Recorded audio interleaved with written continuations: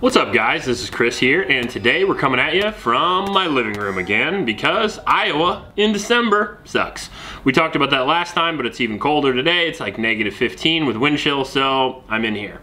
And today, you guys sent me, what about a 22 for self-defense? Now you didn't talk about a rifle or a pistol, so what I'm gonna do here is kind of talk about the caliber overall in a couple of different setups. Some might work and some might not. Before we do that though, I wanna mention my patrons and supporters. Thank you guys very much. Because of you guys, we have all the cool stuff we have on the channel. And if you wanna support the channel, that's the best way to do it. Just go to the link in the description and sign up. If you don't like Patreon, feel free to send us a super thanks. That's awesome as well. That's YouTube's version, and it's pretty easy, so we appreciate it.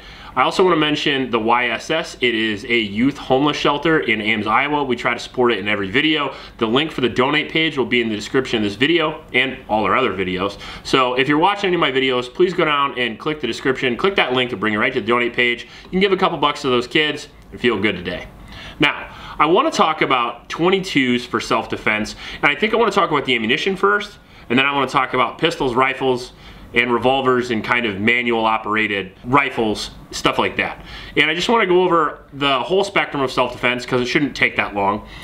Basically, we're going to be talking about concealed carry, home defense, and that's really it. Well, that rule of law doesn't really apply, hunting doesn't apply, so we'll kind of talk about those two to kind of bring 22 into the modern day fold of self-defense and a modern day life.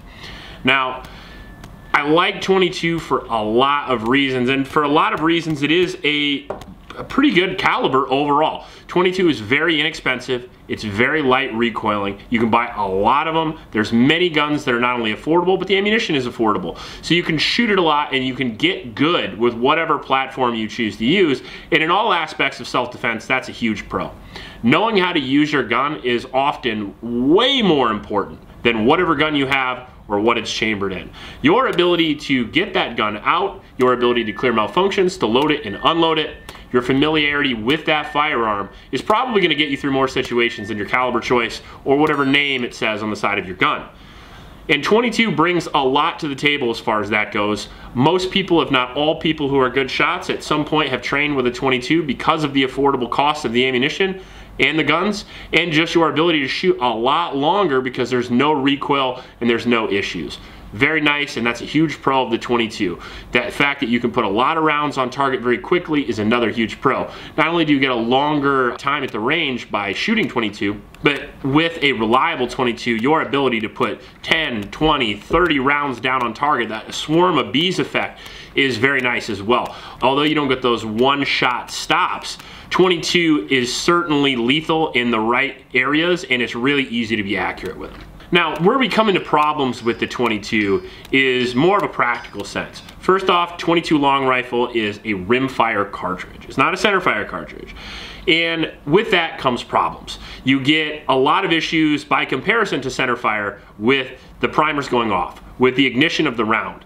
If you get a big batch of, let's say, 500 rounds, 5,000 rounds, most people notice that you have 3, 4 to 30 to 100 rounds that don't go off, depending on what quality ammunition you have and if it says Remington on the side, but that's neither here nor there. If you get 22, you're well aware that it's less reliable than your common, especially high-priced centerfire ammunition.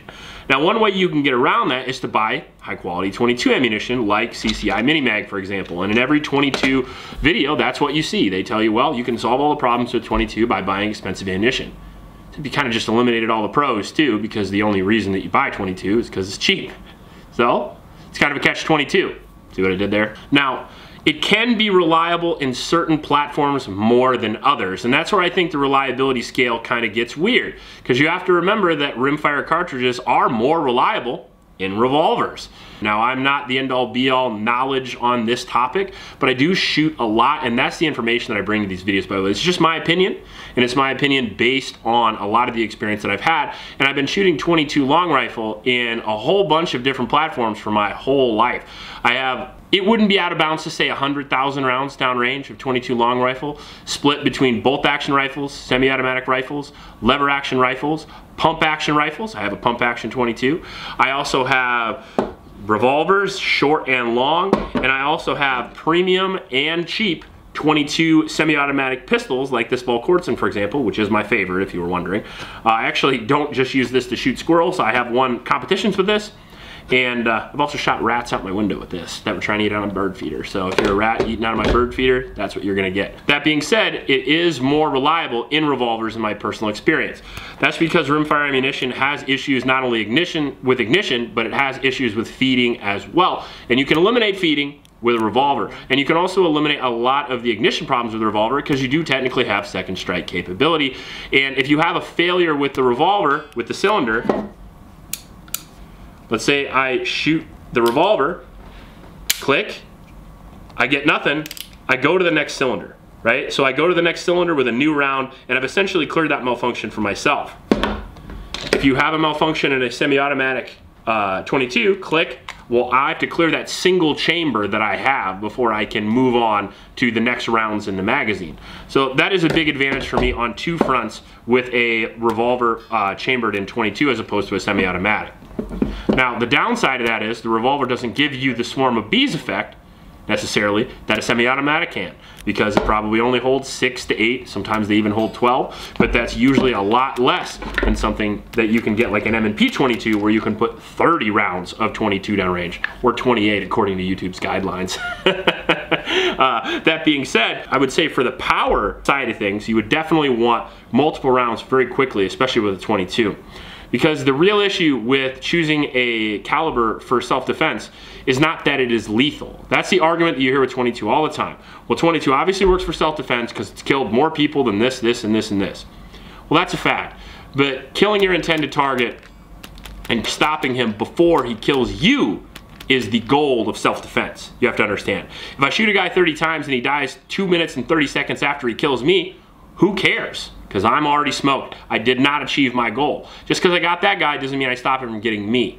My goal from self-defense is to stop whatever's happening right now. If I have to draw my gun and pull a trigger, I want whatever's happening to be done right now. Not 2 minutes from now, not 3 minutes from now, not hopefully he runs away. I want it done. And in that regard, I feel like the 22 is woefully underpowered and underwhelming. Now, as far as concealed carry goes with a 22, one thing you have to remember is that most concealed carry altercations don't result in a gun actually firing statistically. They usually result in some sort of brandishment and the guy backing down or moving away, deciding he doesn't want any, whatever the case may be, and then it leaves. So that leaves an open door for people to say, well, you can carry whatever you want, such and such and such, because 9 out of 10 times, I don't need the gun to actually work. My problem with that is if you're betting on that, you might be betting on the wrong thing. And you also have to understand that when you pull a gun out, it is in fact not just a threat, but it is an escalation of force. And if you pull that gun out, that guy may do things that he otherwise wouldn't have done. Like maybe he wouldn't have attacked you and now he will. And now you have to actually use the thing, and now you have a 5-shot 22, right? I'd have some cardio because the chances of you landing a lethal shot on somebody moving quickly with a 22 revolver is not high. So I would just keep that in mind if you're talking about concealed carry with a 22.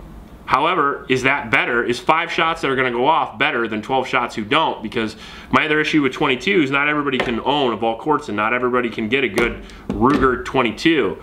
And a lot of times people end up with these like cheap Walther clones of whatever, SIG this and that, and notoriously unreliable. I had the SIG Sauer 1911 22, and that thing was so unreliable, I might as well use it as a hammer. Those are not the things I would personally want in a self-defense situation. I know a lot of people choose those things for a variety of reasons, but today I just wanted to highlight that they're useful, yes, because a gun that shoots bullets is still a gun. And is it lethal? Yes, it is. Is it ideal? Not really. Is the life card a viable self-defense tool? In my opinion, no fucking way. Like, honestly, a 1-shot 22, I would rather have some sort of blunt object, personally. Yeah, fisticuffs maybe. Maybe not, right? Maybe a 1-shot 22 might be better in your hands, but not much better. I mean, ugh. But the reality is that I feel like a lot of the pros conflict with cons with the 22. You can have the swarm of bees effect with a semi-automatic, but you're gonna run into more reliability problems. You're gonna get less reliability problems with a revolver, but you're gonna get less rounds on target per second. And it really needs to be considered on which one of those you like more, and if you decide to like either of those more. Now the other question is it your only gun? Because if that's the case, and that's what you're tuning in for, well, you can always help that with marksmanship, you can always help that with slightly higher quality ammo. right? If I only have a 22 rifle that was handed to me by my dad, that's the only gun I have, maybe legally it's the only gun I can own, let's say, well, then you're gonna wanna go for something like a high quality CCI ammunition, or at least an ammunition vetted in that rifle or that pistol. And that's actually pretty easy to do with 22. A lot of times with expensive 5.56 or 300 Blackout, we buy it because it looks cool in a gel test, and then we don't test it in our AR, or we don't test it in our shotgun, because A, it's expensive, B, it's high recoiling. Even expensive 22 is affordable enough to shoot a mag through. So you actually can reliability check it a little bit. Now 22 is also very dirty. If I was using a 22 for self-defense and that's all I had, I would keep the gun very clean. I would choose a quality gun if I could, but if I was fixed on the gun, I would choose quality ammo as well. Now the last thing you're gonna have to consider is under penetration, right? And that's my issue with everything, is can you hit the intended target? Well, it's easy to be accurate with a 22, but are you hitting the intended target? Because just because you hit it in the head doesn't mean it goes through the skull. Just because you hit him in the chest doesn't mean it goes through the winter coat, or the 2 or 3 layers of fat if he's a real big guy. And those are real life accounts where those things happen. So if you can't hit what you're aiming at, which is essentially underneath skull, bone, and skin and things like that, you're gonna have some problems. And those are all problems you have to consider. I'm not telling you that you should or shouldn't use 22 for self-defense, because the reality is that just because I don't do it doesn't mean you're not in a situation where it's the best for you. But these are things you're gonna have to consider. Will it stop the guy if I need it to? Will it work if I need it to? Do I have the right ammunition? Do I have the right firearm? Because firearms are pretty sketchy when it comes to 22 ammunition. Some work, some don't, and some only work with a very specific ammunition type. This M&P 22 is shockingly reliable with almost every ammunition type, including the mass amount of Remington Golden Bullet that I have. That ammunition is very dirty. This gun doesn't care. It runs it like crazy. Now it's actually more reliable than my 1022, which is what most people's choice is, although 1022 is still a very reliable semi-automatic. And now is that gonna happen in the moment? Hopefully not, statistically not, but Murphy's Law is what it is. So maybe you might say I might want to go to more of a manual operated system like a pump gun or a lever gun. And in my experience, lever action 22s, which is the first gun I ever owned, are unreliable by comparison to their centerfire counterparts. And that's because of the feeding issues you're gonna run into, and that's because of the dead trigger you're gonna run into, the longer time it takes to rack that round out. And overall, I think they're a good system for rabbit hunting. Personally, that's what I learned to shoot on again. But I don't think a lever action 22 is a good self-defense choice. I think if I was gonna pick a 22, this would be mine. I like the Swarm of Bees. I think it's reliable enough. I think that I like the battery of arms because it's an AR style gun, and I'm so used to it that I would just intuitively clear the gun the same way I would clear a centerfire rifle. And that's why I choose this. Is that right for everybody? I don't think so, but it's right for me because it has the capacity I want, and it has the lethality per second that I'm looking for. They are relatively affordable, but let's say you're just stuck with Grandpappy's 22 revolver. Are you unarmed? Absolutely not. But just like in Zombieland, I'd aim for the head. If you like this video, please like and subscribe. Please help out your local homeless shelters, and remember to recycle. I'll check you later.